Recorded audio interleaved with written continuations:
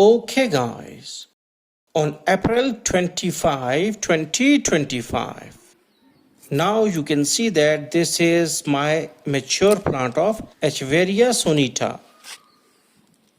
It is a very big echeveria. If you can see its leaves, we can see that it is just like echeveria imbricata. It is of the same size as that of echeveria imbricata. Okay, now we will try to propagate it from the leaf cuttings. So now we have to gently remove the leaves. Okay, so we are just removing all the leaves one by one, and we will try to produce small plants from these leaves. Now you can see it out, and be assured that no part of the leaf remains on the stem. We must have a very good cut. Now we have removed a lot of leaves and some more.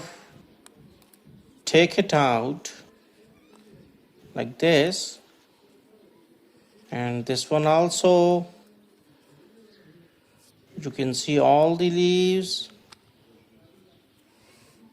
Okay, and we have a lot of leaves on the other side as well. But okay, let's focus on just these leaves.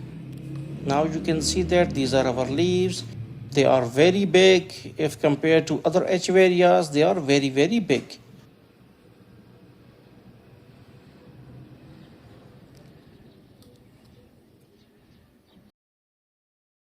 Okay, on May 25, 2025.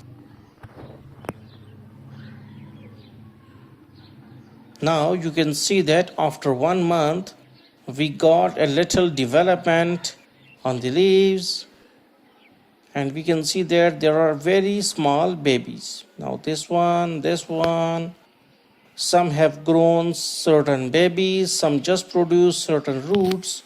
Okay, but there is still a chance of producing a baby plant. But majority of the leaves, like this, you can see majority of the leaves have produced babies. One by one, I am showing you all the leaves like this, and this one as well.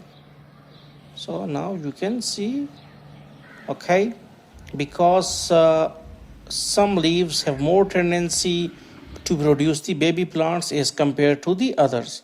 So in this way you can produce or propagate echeveria sunita from leaves. So thanks for visiting our channel, and don't forget to subscribe.